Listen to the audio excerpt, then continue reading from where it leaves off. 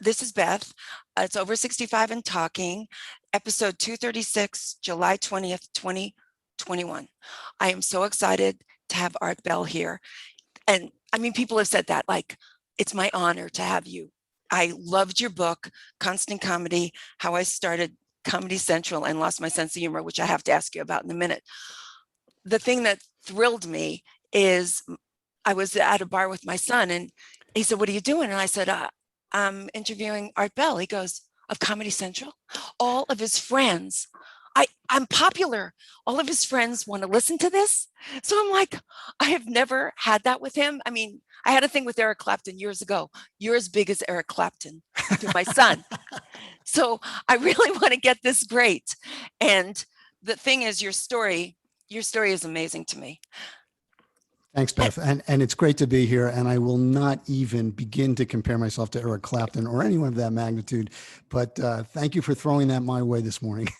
Well, it's funny. They were middle schoolers, like your core audience, and they were kind of Monty Python fans, but nothing spoke to them like the beginnings of Comedy Central. That's what he said when you were there. And he said it informed his whole adult sense of humor. All of them finally had a thing that was theirs. And so you are. I mean, Eric Clapton wasn't his thing. It sounds like I had more impact on your kids than I had on mine. Well, you had girls. I don't know anything about girls. I really don't. I was like a boys' town,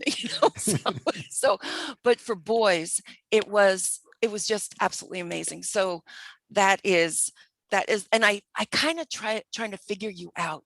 Your book, I read it backwards, I read it forwards. It's great both ways. It's unbelievable. The stories, the people, but I was it's kind of like a Cinderella story, but it's more Horatio Alger because you did the work. You always did the work. Nothing was handed to you. And well, you know what? It's a good place to mention that the subtitle of the book, which is How I Started Comedy Central and Lost My Sense of Humor, really speaks to the fact that it was hard. And I wanted people to understand that, especially people watching Comedy Central today, that Comedy Central didn't sort of emerge fully formed, brilliantly successful from day one, that people had to put it together. And it was very difficult. It almost failed lots of times. It was almost not going to make it. And it was really the sort of the dedication and the pluck of not only me, but everybody, the people I was surrounded by to make this thing work, because we thought there should be a comedy network in the world. That's how much we love comedy.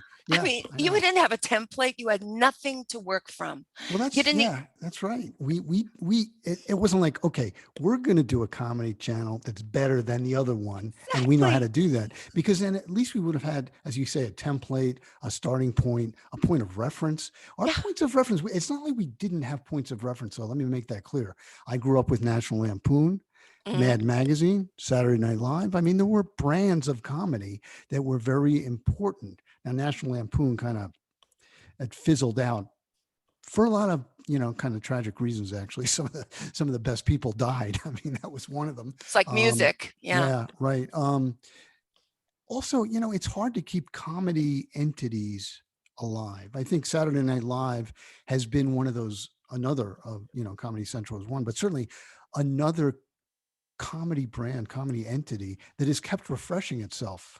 And listen, they did better and worse jobs, in years gone by, but they just kept moving it along so that they stayed relevant and everything else. Very hard for comedy entities to do that. Oh, yeah.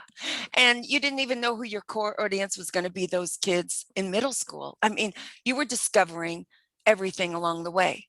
And Mystery Science Theater, I could see how you could go for it, and I could see how you could not go for it. Like, you made some leaps and you hit them. But I mean, I would have been scared to death, just really, that's interesting. The story I tell in the book about how Mystery Science Theater 3000, which is of course a brilliant show and a long-lived show. I mean, it's still around in so many forms.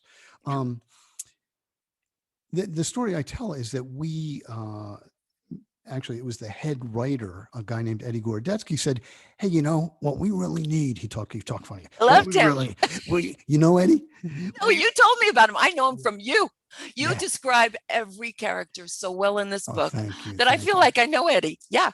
Well, he was in his 20s when he came to work with the channel, but he talked like he was in his 90s and had been smoking all his life. You know, he said, "What we really need is we need a show where comedians watch movies and make funny remarks." That's really what happened. He walked in and Wow. said that. And we all said, "Hey, that sounds like a good idea." And everybody started working on it, right? The people who do that. And about a week or two later, in the mail, we got a tape from Minneapolis from Joel Hodgson and it said, "Hey, we hear you guys are starting a comedy channel. Is this something that's interesting to you?" And there was the show. There was the show Eddie had described in one sentence, which was funny people, was puppets too, watching movies and making funny remarks. But they were brilliant. They weren't just funny. They were brilliant. They were insightful. They were clever. They were all the things you wanted it, sarcastic, all the things you wanted them to be. And it was fully made. And I will say, people sometimes say, "Hey, how did you know that it was going to be successful?" You know, even in the early days when things were tough. That was one of the first signs because I I know. figured if we did a comedy network, innovative comedy that could go nowhere else would find us. And that's exactly what happened. Can you imagine how happy his mother was? So, Mom, listen, do you have like $4.50 so I can mail this thing? you know, and then it works out. That's me, because cold calling is what I do. Just to think you find your home and they want you. That one fluke, that guy could have died in Minneapolis and no one would have ever Oh, known it. God You were forbid. just, Yeah, yeah, you no, had your opening for him. I know. And, you know, we flew out essentially the next day. It might have been the next day. It might have My been two God, days he was later. in shock. We flew out and I met the guys and they were great and they were funny and they were just so warm and so happy to see us and everything. God, And I feel like I know how they felt. That is my fantasy in my life that they're going to fly out and meet me and love what I'm doing. I Like, think it's oh, everybody's there's, fantasy. it is. I mean, this whole book is filled with these amazing stories. I mean, John Stewart, how you found him and he loved that girl, Patty. Like so many beautiful, real people. We only see them on TV. I think you get to know them better in business. Their real self comes out. You really got to know some of these Well, that's people. true. And Jon Stewart's a good example. You know, everybody says, "Oh, comedians, man, they're like downers, they're mean, it's all Yeah, yeah. selfish. They want to be on TV by themselves." You know, Jon Stewart he was the opposite of all that when we first put him on. And I guess we all knew instantly that he was great television. But on top of that, he wasn't only funny, he was empathic, he was sensitive, he cared, all the things we saw ultimately on the Daily Show that made the Daily Show a brilliant success. I mean, this was a very special guy, and we knew it. So yeah, it was great knowing him and seeing the early Jon Stewart, who Yeah. was not so different from the late Jon Stewart, you know. But I And mean, he was just a nice guy, a at the nice very guy. beginning, when you're so ambitious, you would eat anyone. He cared about Patty. Like that's when Right, I fell in love with him. I right. mean, that's a moment in your life where you can be brutal. Sure. And just And to make it clear to your listeners, the story I told is that Jon Stewart was hosting with Patty Rossborough, another comedian whom I like, um, a show called Short Attention Span Theater. And the show was going well. Patty wasn't doing much other than laughing at John because he I was would do really it's so dominating the show. funny. And so the thing is, we ended up letting Patty go. John was livid. How can you do this? What kind of mean people are you? How could you do this without thinking about what she is, what she's feeling, Oh, all these things? so And sweet. he said, "I'm going to quit because you can't do that." Now, as you point out, most people who are doing a two-person show are happy to say, "You know what? I'm going to do this all by myself because I can." And he certainly could. Yeah, There yeah. wasn't an issue and he wasn't scared. It was really about Patty is my partner on the air. And that's the story. I don't know why Loyalty. you're trying to rewrite it. So Exactly. it was really, and I did talk him off the ledge. He did not quit. He stayed with comedy for a long time, went to MTV for a while, then came back for Daily Show. So, Yeah, but that's I how mean, it happened. he was so loyal at the very beginning of your career. I can't imagine anyone having that muscle going when you're starving and you want it. He just, I mean, And he's he one was in a a baby million. comic. He was a baby comic. He hadn't done all that much. Exactly. Right. And this was, to me, that just makes, it puts him in this category of like one percentile Yeah, it's of true. really decent guys. It's And you've true. got some other stories about like, I'll tell you what, the thing that I loved about you, there are all these super people in it, like Bill Maher and everything, but you, every single time they moved you to a different department, and you made it work like that. I mean, the marketing I was in New York when those buses were going by for Oh, were you? politically incorrect. I felt it was hilarious. Everybody, it must have been the first day they were up. People in New York don't laugh. Nothing's funny. They've heard it all. They were laughing and pointing to your bus, and that was your first campaign. Yeah. And you got to this guy named Alan, and you asked him what to do, and he said this amazing thing, like, pick what you want to say and say it memorably. Right. And you did it the first, like, you're amazing. You're the amazing part of the story, if you ask me. Well, you have to remember I wrote it, so I'm not going to make myself sound, completely lame. But I will point out, and I hope you notice this, it's a memoir. And it's a lot about how I felt. And it's not like I was supercharged and, running around like some superhero, nailing this place together and doing what I had to do. I was very tentative about a lot of the things I was doing, very scared. Well, my wife always says, don't say you were scared. All right, I wasn't scared. I was not physically scared. But, you're putting yourself out there in a way I hadn't done. And most people don't uh, get the opportunity, is what it was, to do. But I had to really come to terms with that. And I wanted to tell the story as it was. I didn't want to just Yeah. say, okay, here's what happened. I put together this channel. A lot of people helped make it great. It was really fun. We laughed a lot, because that's not what happened. Yeah. It was hard. The And it marketing was, part was riveting because you did say this thing that I don't think anyone's ever thought, which is everyone thinks they can do marketing. Like, you were more exposed during that, during that, when you took over that department, people were like, they maybe more critical or whatever, but your first campaign was that bus campaign.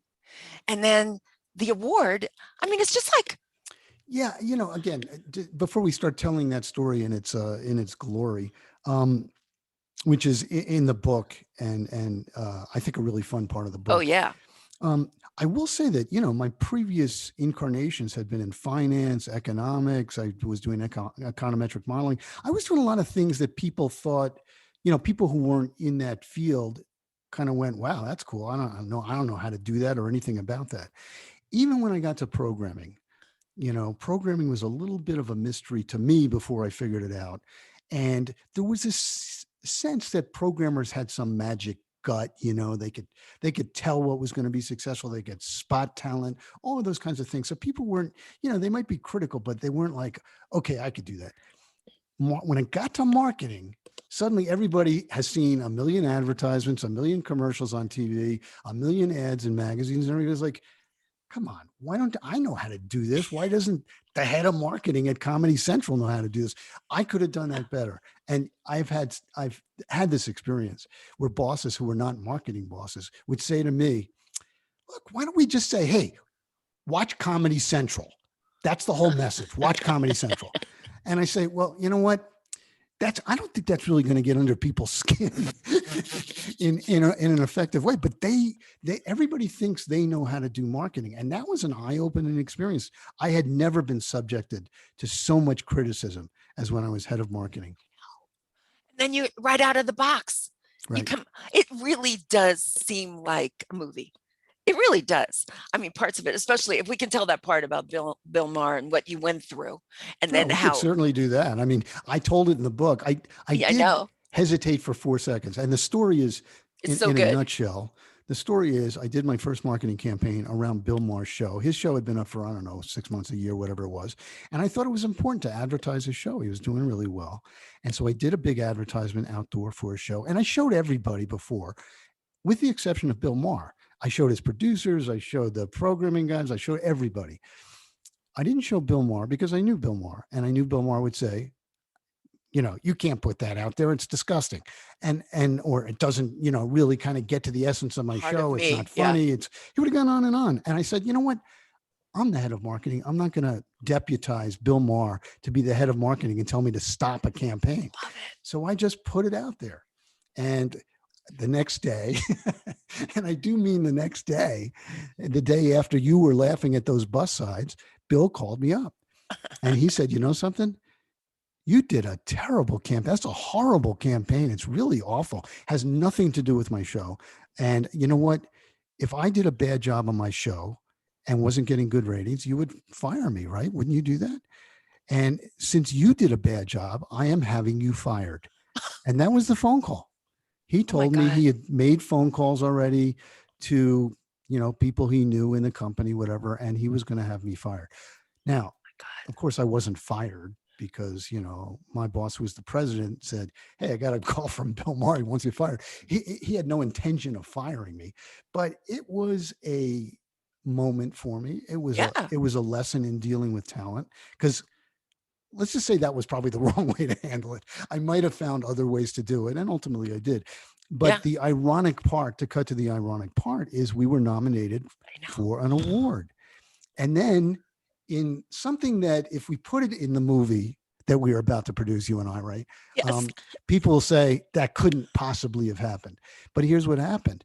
We went to the award show, and the award show was hosted by Bill Maher, and he had no idea that that campaign was It's nominated for an unbelievable. award. And then we won the award, and it had to leave his lips that the best outdoor campaign, Comedy Central. And it It's so just good.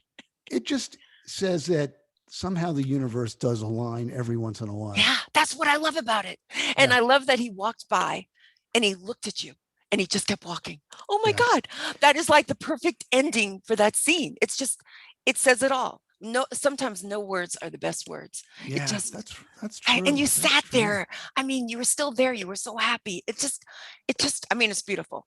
And it happened. That's the amazing thing. Like, I was like, is this fiction? Like checking, Well, to be fair, I wrote it as if it were fiction. I mean, I Yeah. wanted this thing to come across as like a novel Yeah. about, but it was really a memoir. And everything, I will say this, everything in there happened. A lot of the dialogue is stuff I remember. We're And awesome at dialogue. Oh my God. I'm yeah, sorry to cut you thank you. off with dialogue, No, but it's amazing. And you, like, with one sentence, I actually highlighted things. One sentence, somebody says, okay, I got his character. Like, yes, siree, or you did these things that are so indicative of a personality. And yeah, I mean, the guy with a voice like that, I did that with my voice because of what you told me. So well, it's that's good. yeah, you're That makes good me at that. that makes me. This was my first big attempt at writing. I had done some writing along the way, obviously, but I hadn't written a book, and I certainly hadn't written a memoir.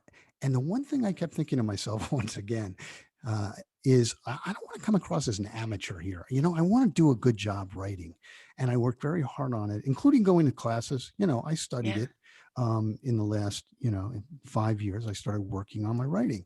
And I found that writing about real people, I found it very interesting. It's like sketching them. It's like sketching them in a sketch pad. And you want to use, a few lines that capture them effectively without having to paint a whole, oil portrait of them, and have it, have the ability to show it to somebody and say, hey, does that look like Eddie? And they say, yeah, that looks like Eddie. You got him. You caught him. You captured him. Yeah. That's the words. And you have to do the same thing writing. You can't spend a whole chapter describing Eddie. You have to get Eddie down in, a few sentences. Yeah. And you have to do it in an effective way, so that people remember. And that's what I was trying to do. Because there are a lot of people in the book. There are a lot of people not in the book, obviously, because you can't put everybody in. But I wanted to really do everybody justice. And it's the same thing with the marketing. I mean, do it memorably. Like the words, I'm sure well, I think you're an observant guy and I think you like people. And I think those are the best writers. You really get a kick out of these people. You really got a kick out of the buzz meetings, the buzz committee, which maybe it has to be visual. Maybe you have to see it. Maybe it has to be a moving picture. Just, just being in that room would have thrilled me. I mean, with all, and the way they're, heads on the table, feet on the table, just, just the genius of the and the energy of it. It must have been so much fun. It was so much fun. It was so much fun at the time. And just so everybody knows, the Buzz Committee was, and everybody who works in a corporation has heard this. Hey, let's put a group together and we'll just brainstorm some ideas. Yeah. And a lot of times that ends in colossal failure for all kinds of reasons. But for whatever reason, this was the right group of people. We were all funny. We all wanted to be funny, and everybody was trying to out impress everybody else. It was Oh like a God. writer's room, I'm sure. Yeah. It was like a writer's room, and we were coming up with ideas.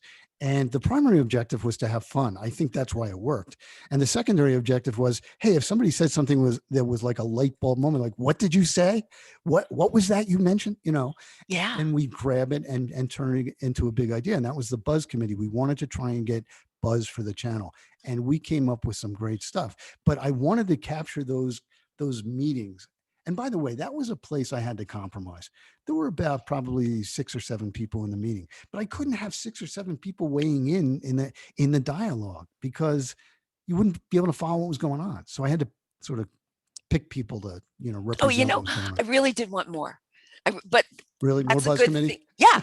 It's a good thing for me to want more though. Okay. Like if I read a book and I'm saturated with it. No, I was like that to be in that room.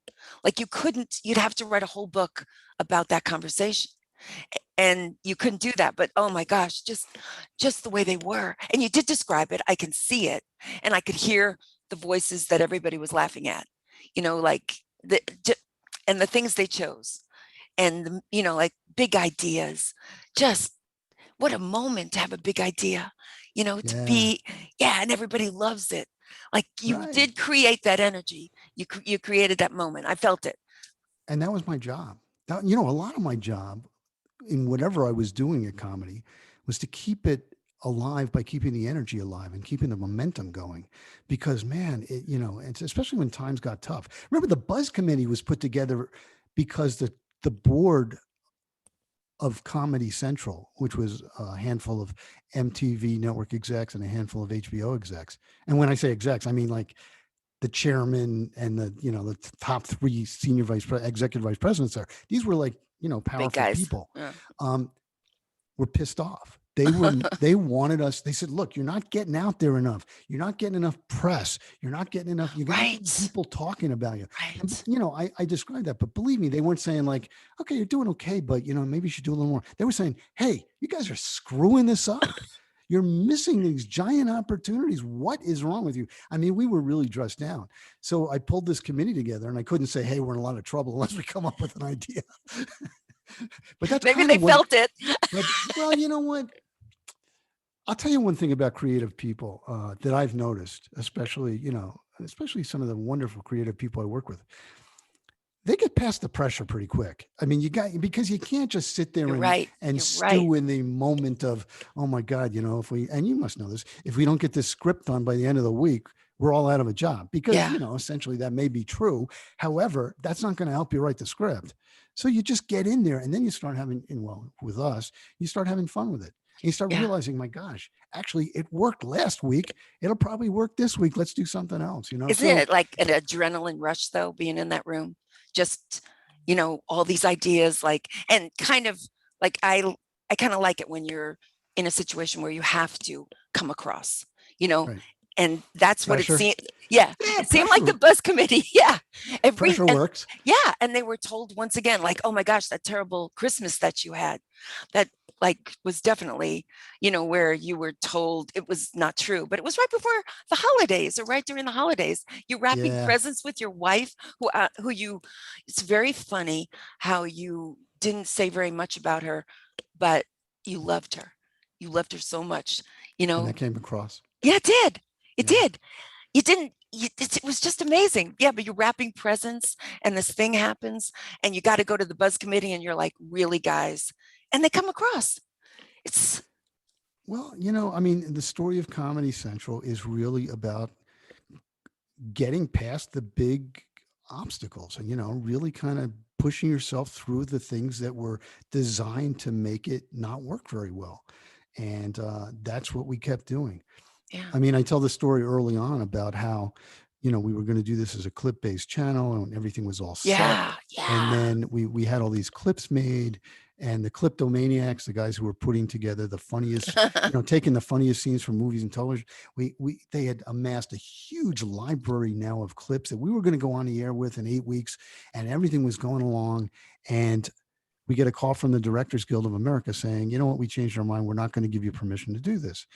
And that was basically, can you imagine? I mean, No. I even when I read it over to myself, I said, how did I get through that? They told Yeah. us that our whole programming plan was dead. And wasn't 8 it Woody weeks before we Allen? launched Maybe it. Woody Allen? Well, I'm not, again, I'm just yes, mad at that's what him. they said. They said, we think it might have been Woody Allen. I never had that. I never had that on good authority, but that's what I was told. And I thought, Yeah, how could the Woodman shut me down on the exactly. Comedy He Network? knows what it's like to get started. I mean, Yeah, really. and really clips, it would have been done. Like I then know. you I had to know. roll up your sleeves 8 weeks before. I mean, this was really quite, I mean, if somebody starts a business, like you could do a business course in college and you could explain all these bad things happen. You roll up your sleeves, you move on. You could keep going, keep going, keep going.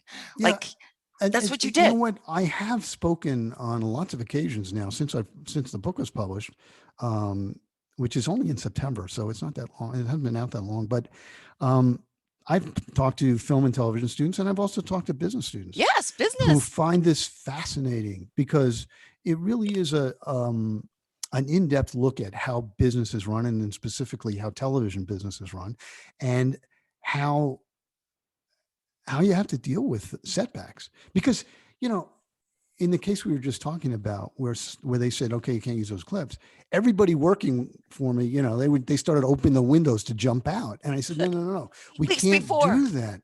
We can't do that. Yeah. We have a responsibility to do what we're supposed to be doing here. Otherwise, there will be no comedy channel in the world, and that would be a bad thing. So it's up to us. It's not up to anybody else. So I come think back you in, did shut that. the windows. I think you You did know, that because we were supposed to do this on Friday, our podcast, and I didn't have we didn't have the correct matchup. And you were calm. You wanted to problem solve. My husband said, you know what, he's a really nice guy. I thought you were going to drop me like a hot coal because that's, that's what happens. And my husband said, no, he's a really nice guy and he's trying to fix the problem. That's not everybody, Art. That's you. So every boat needs somebody at the helm who goes, we're going to make it through the storm. well, And you hit the best advice I ever got, and I'm not sure where I got it. It might have been out of a movie, honestly, on somebody in business. Um, but the advice is fix the problem. You know, sounds simple, it sounds like, okay, but that's don't easy. scream, don't yell, don't jump out the window, fix the And problem. don't get mad at the world or the universe for Yeah. creating a Or God. problem Yeah. or God, that for creating a problem that you didn't create but you have to deal with, Yeah. because that doesn't help. The only No. thing that helps is like, okay, so now what are we going to do? And that's really what it comes down to.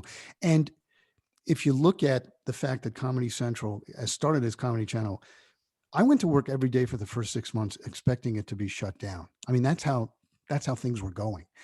But I also went to work every day saying, okay, what can we do more of that's working, and what can we do less of that's not working? Basically, how do we keep this thing alive? How do we, it's like, I guess Yeah. it's like the emergency workers, in a hospital.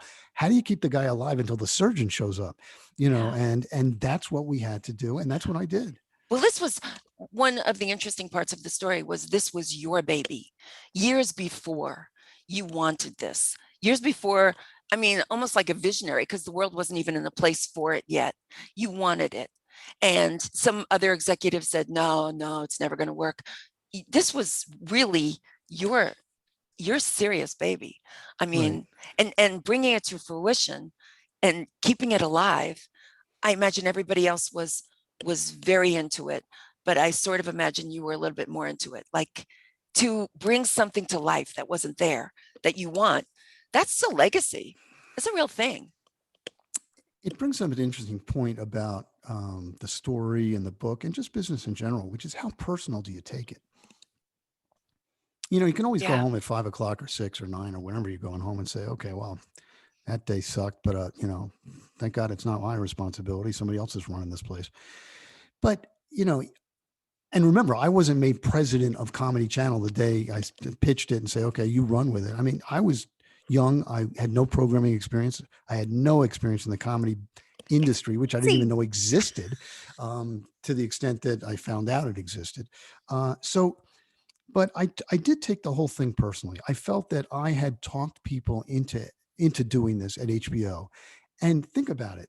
They were spending millions of dollars yeah. based on something I pitched and my idea. Now, I know that happens all the time No, in not lots a of place where there's situations. nothing. Like you were Yeah, pitching, it was really you kind of know, an out of nowhere yeah. thing. And not everybody was happy with me, by the way. Not everybody was enthusiastic, including some of the people working on it. I talked about Stu Smiley, who was the head of comedy programming at HBO and had been in the comedy business for 10 years. And he was not very nice about it. He said, "Oh, the guy with the big idea, here Oh, he I is." hated that. Yeah. Well, I hated it too, because it not only, yes, I did take personal responsibility for it. And yes, it was my baby. But the first thing you want to do in situations like that is get your posse together. I mean, Yeah. get people Yeah. who are also willing to share the responsibility for the success or failure. And Yeah. every time Stu said that to me, I thought, okay, if he's just saying if this thing doesn't go well, it's not his fault. Exactly. He's And, put and you on an island. not that I was trying to blame him or anybody else for things going right or wrong. It's just what you wanted to hear was, okay, we're going to make this work.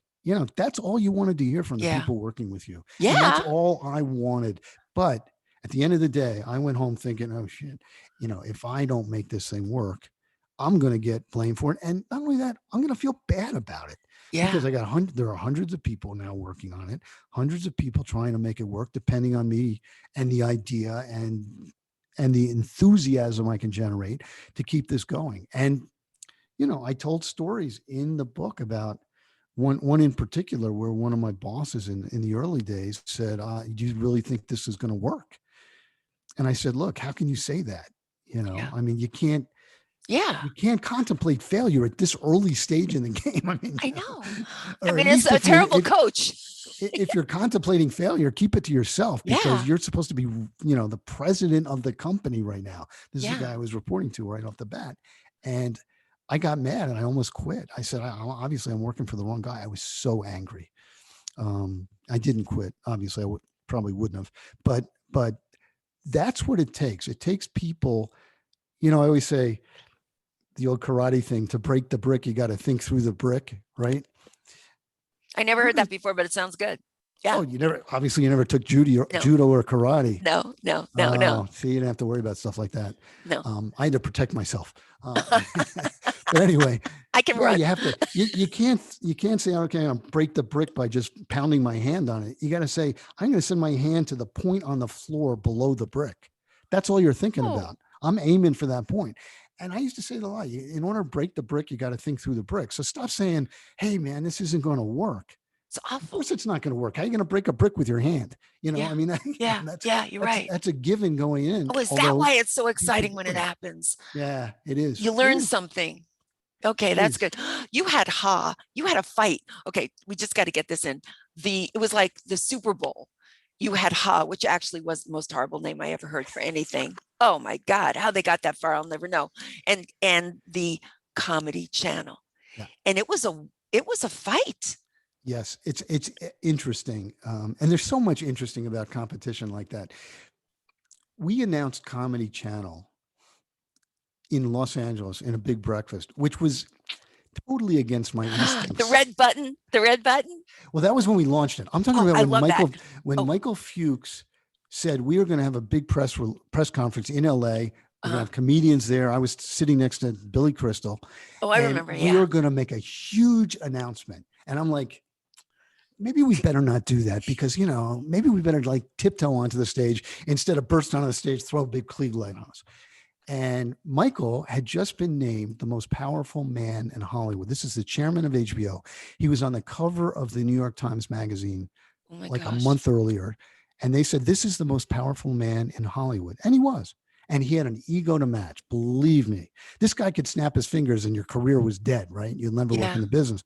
Yeah. So he was a very imposing figure. And he said, oh, no, Art, we're going to do this. We're going to do a huge announcement. He got up there in front of the entire press corps in the business, in the television business, and said, we are launching a comedy channel, and it is going to be the best and the funniest and the greatest. And he went on and on with adjectives you wouldn't believe: channel, that you've ever seen, because we're HBO. We know how to do this, and we're going to make a lot of money. That's what he said. And I'm sitting there next to Billy Crystal with my head in my hands saying, okay, now you did it, Michael. You just told everybody in the world that there's no way we're not going to burst on the scene brilliantly successful. The next day, this is literally the next day after this press conference, after we announced MTV Networks, who had done Nickelodeon so brilliantly and Nick at Night, which was very Yeah. funny, Yeah. and knew how to make channels, MTV Network says, oh, we are going to do a comedy channel too. And we are going to call it Ha, the Comedy Network. Now, do you think they were really planning the comedy network called Ha? And no, what they did was they heard our announcement and they thought, we can't just cede that whole space to them. We Yeah. better get out there. And if they think it's a good idea, maybe it is a good idea. So we'll And they just had go. more money. They Oh, had more money. well, That was the part. they also had a lot of know-how. As I said, they had multiple cable channels. They knew how to sell Yeah. advertising. They knew how to launch channels. They'd done it before. HBO had launched one channel, maybe two, if you count Cinemax, which was kind of HBO with some dirty stuff on it. I mean, it we were really, when I saw that they were launching, I went, oh man, that's not good. That's what you But said. Yeah. but I did say this. I said, interestingly, I thought 6 months ago, everybody said the whole idea of a comedy network, an all comedy network, was a stupid idea. And that's what they were saying. Right. Suddenly there's going to be two. Yeah. Wow. That's interesting. That to me was interesting. And You were right. There was a space for it. I was right. Well, Yeah. I was right. I was right in that the world could handle a Yeah. 24/7 comedy. Yeah. I don't know. I don't know if And now there's a there are big, two. I don't know if there's a big vacuum sucking one in, but it didn't feel like that. That's for sure. But we certainly made a space for it. And for 6 months, we went head to head. After we launched in November, they launched 6 months later, and we went head to head. And the press called it the Comedy Channel Wars. Yeah. Comedy Wars, and the press loved it because, hey, it's like watching an accident happen. Yeah. It's just lots of stuff to report on. And ultimately, and we fought tooth and nail, and so did they. They were very, very effective competitively. I know. Lots of advertising, getting in our way, big library of stealing stuff. programming out from under us, stealing Yeah. talent out from under us. We tried Yeah. to do that too. They were better at it. At the end of the day, at the end of the 6 months, it was after Thanksgiving.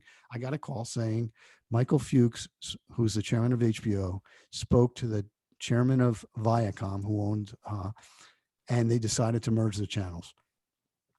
That they basically fought to a draw, that nobody was going to win or lose, that they were just sucking money out of their companies, and this wasn't working, and they were going to merge the channels. And I was crestfallen. That was really a bad day for me.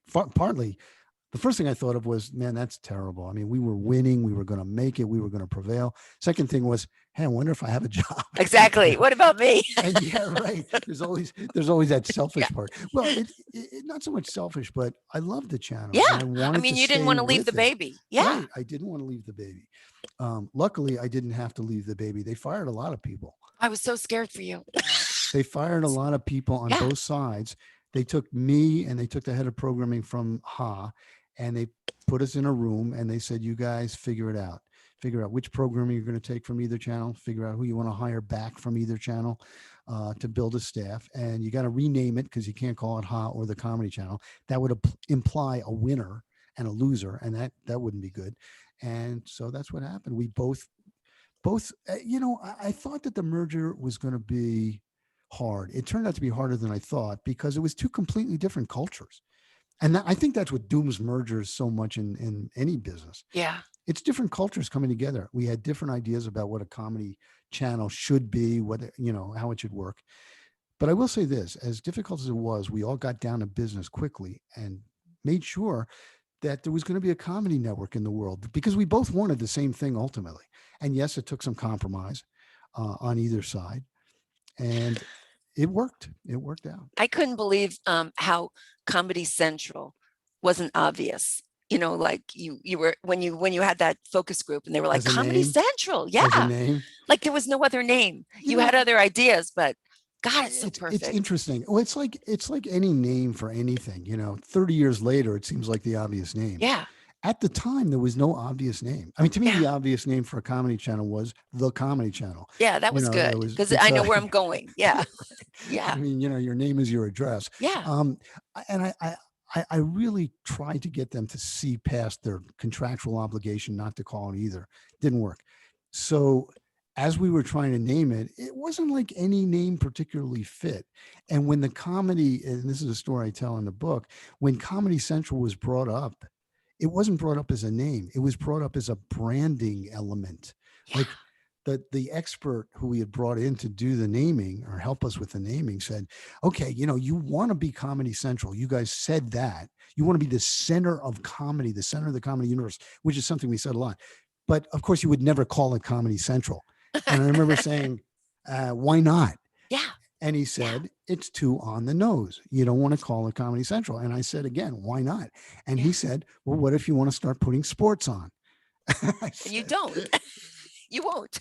Yeah. I said, well, I said, I can't really see that happening, but all right. And we did, walk away from it for a little while, but as luck Well, would you have just it, stuck it on the bottom of this. I mean, that was amazing. There's not enough names, not enough names. yeah, we had That's to, something. we wanted to do some quick research because you always want to make sure you're not naming something that in Japanese means I hate your Exactly. mother, Exactly. Yeah. Yeah. So we wanted to just make sure we weren't stepping on something. And we put some of the names that we thought of and thought might work in the hat, in the research. And the researcher said, you don't really have enough names in there. We got to throw something else in. So somebody else said, well, throw Comedy Central and see if that, we'll just put that in there as that basically as another name. Nobody expected anything. And when the research guy came in and said, look, it's hands down, I wasn't even close. Everybody loved the research came back Comedy Central. Nobody liked any of the other names. Yeah. And the researcher said, I never see that happen. You don't see that happen in research. Usually it's like gray, like you Yeah. still have to make a decision. He says, no decision necessary here. They love it. I actually like saying it, which is weird. Comedy You know? Central. Yeah. It was perfect. This book, I've got to figure out how to get people to give me a little thing so they can get to the book. I want everybody to read this book. I want you to give it to your kids for birthday presents. Or wait a minute, what about the audio? Because your voice, you're going to do the audio yourself, right? The book. Yeah, I just finished the first pass on the audio, Yeah. and it was really exciting. They say a lot of people say don't read your own book for the audio book, although Why not?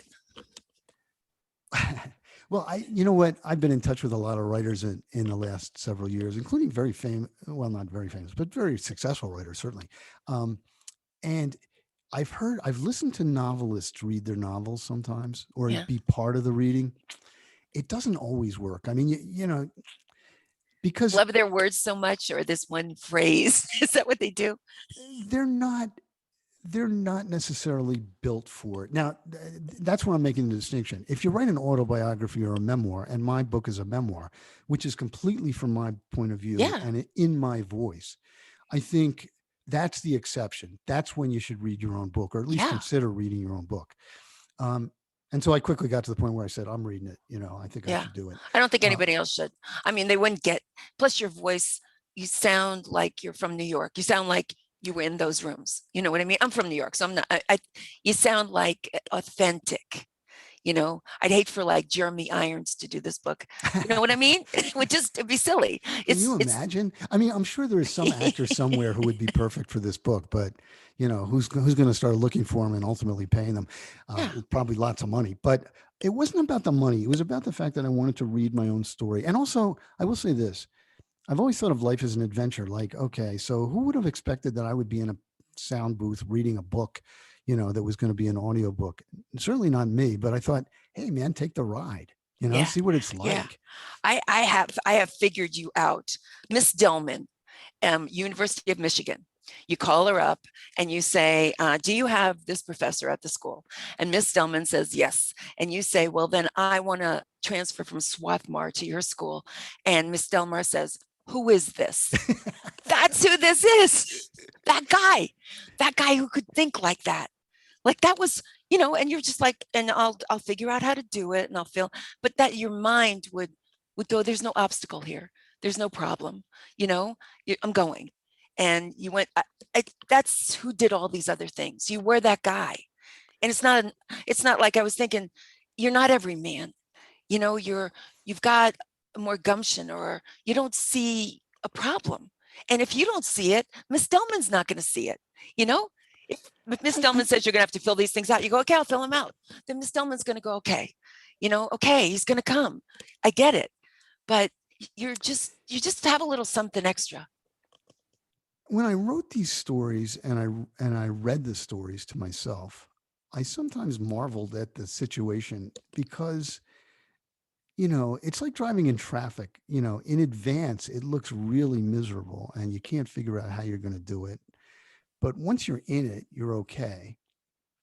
And that's a lot of my life. But there's always that moment, and maybe at some points I did describe it, where it was like, what am I doing here? I mean, a lot of other people said, what the heck are you doing? When I transferred from Swarthmore, it was to University of Michigan. Nobody expected it. My father said, what? I mean, I told them after the fact, I mean, it was just like the That's craziest. when I would tell him too. It was the craziest thing to do. And I was trying to escape being put into a program at Swarthmore that I didn't want to go into. And I kept saying, I don't want to be in that program. And they kept saying, no, but you have to be in this program. I said, all right, I'm not doing it. And that was my reaction. And I look back and I say, a little bit, as you said, who is this guy? Who was this But guy? she said, Miss Delman, she's right. Who is this guy? Who is this guy? Yeah.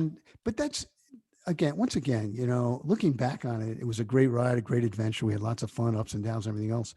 But at the time, it was just my life. It was just like, okay, what am I going to do now? How am I going to deal with this? I could do this, I could do that, I could do the other thing. Then you became friends with the professor.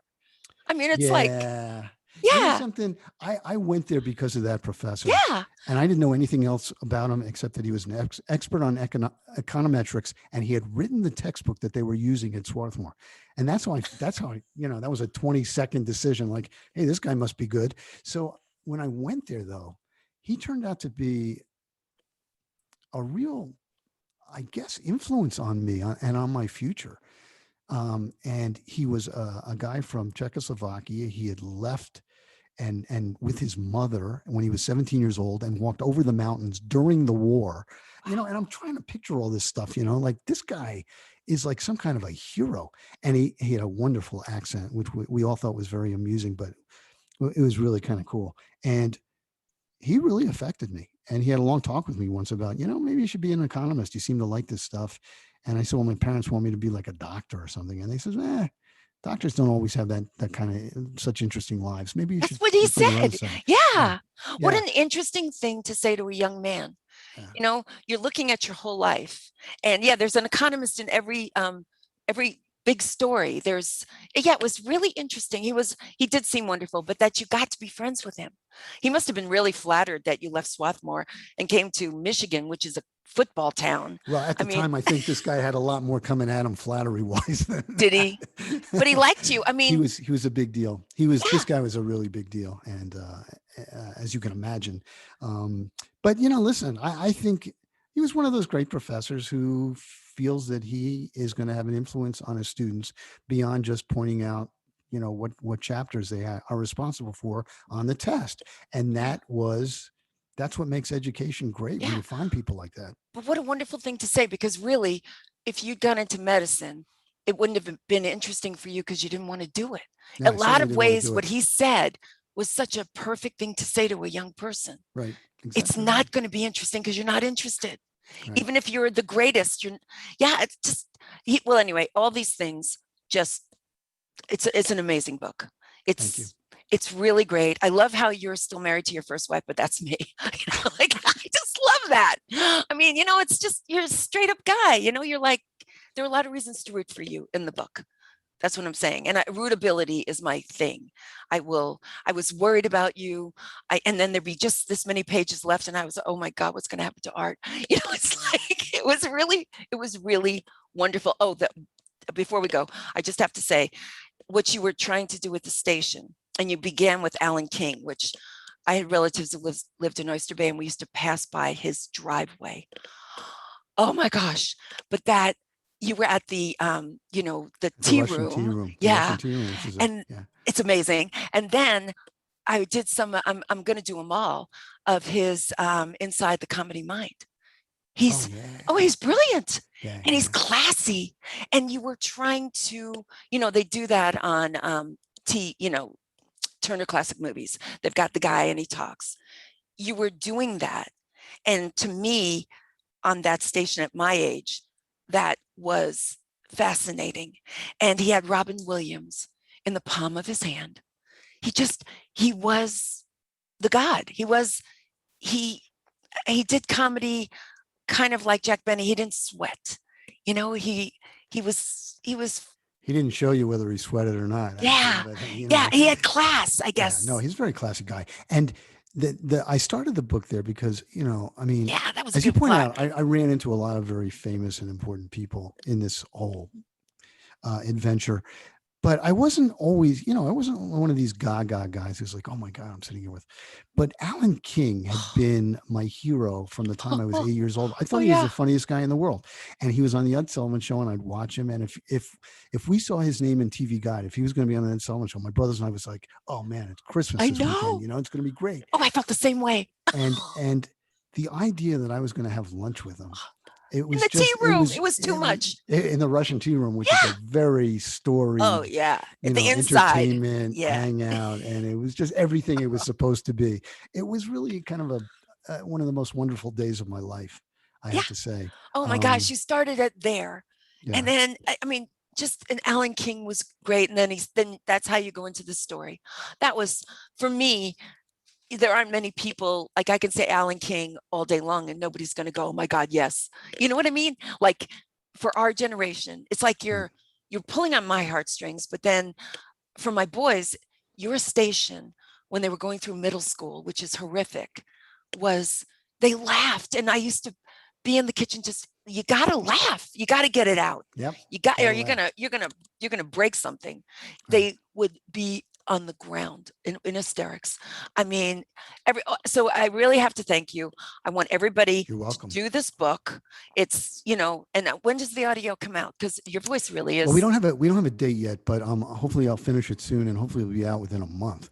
Yeah, A lot of people that asked me for the audiobook. I am not your a voice is huge audio. amazing. Well, thank you. I'm not a huge audiobook listener myself. I have Yeah. listened, but some people love audiobooks and keep saying, okay, all right, when's the audiobook Well, coming out? they're driving in their car now. That's People right. That's right. are moving. For That's right. me, I think you should read the book and listen to the audio because those are two different experiences. Yeah, I think that's right. You know, and And I'm people when excited they're about it. audios, they're doing something else, and Uh-huh. and I don't mind that, but they're not paying terrific attention. This book, I really think people should read it. Read the book and give the audio to your son, who's not going to sit down and read a book. Like So many of my friends who are, roughly my age or sometimes younger say, I'm going to give this to my kids to read. My kids yes, are just starting out in business maybe, or my kids are just trying to get into TV business. And I'm going to give this to them because it shows you that A, it's hard work, and B, you can be successful. yeah. So, Yeah, and there aren't any, a lot of people were raised on Michael Dell or Bill Gates. They were children and they came out of the box and they were successful. I really love Horatio Alger's stories because yeah, that's really true. Unless you're married to Tom Hanks, it's just true right. that you're going to have to work, but in all the working that you did, I thought it was great. You went into all the departments. They used to do that at some agencies. You'd start in the mailroom Right. and then you go to every department, Right. understand everything. Right. I thought it was great, but I Yeah, can't very believe how interesting. successful you were. Like, that's just, Well, right off the you- gate. I mean, right out of the bat, although you did ask for good advice, like that Allen guy, that marketing guy, you did know where to go to find out what you needed to hear. My assumption always walking into any job was there were people better at it somewhere than I was, especially since I hadn't done it before. So the trick was to find the people and learn what you could fast. The trick was to be humble enough to yes, have that thought. yes. And yes. really, it's true. But you didn't find the wrong person. That guy, that marketing advice, in a nutshell, that's the whole story. You could have asked someone else who says, hey, you got to get him drunk. There's got to be a girl. You didn't get that guy. You got the right guy, and you listen to the right man. So it's just absolutely a wonderful book. Thank you. I want to mention one other thing before we leave. I started a podcast with Vinnie Favalli called Constant Comedy with Art Bell and Vinnie Favalli. Vinnie, as you may recognize, is one of the guys in the book from the Buzz Committee, one of the funniest guys in the world. Vinnie went on from Comedy Central to be head of late night for CBS, in charge of Letterman for whatever, Oh almost my 15 years. God, what are the Yeah, stories? I know. Oh, I mean, he just knows them inside and out, knows comedy inside and out. And he and I decided to do a podcast where we'd interview people we started with, or people no. we'd come up with. Yeah, seriously. Oh It's my gosh, I called the, gotta get the name of it. it's called, well, it's hard, not hard to remember if you have the book. It's called The Constant Comedy Podcast with Art Bell and Vinnie Favalli. Oh, I got it Um, then. yeah. Okay, okay. And you can find it, on you, Everywhere. everywhere. I mean, Yeah. wherever you find it, Apple Oh my God, I had no and idea you did iHeart and all that kind of stuff. podcasts. Yeah, we just started it. And again, the idea was, it's the 30th anniversary of Comedy Central in April. Wow. It was in April of this year. And we thought, listen, we got to make a big deal out of that. Nobody else seems to be.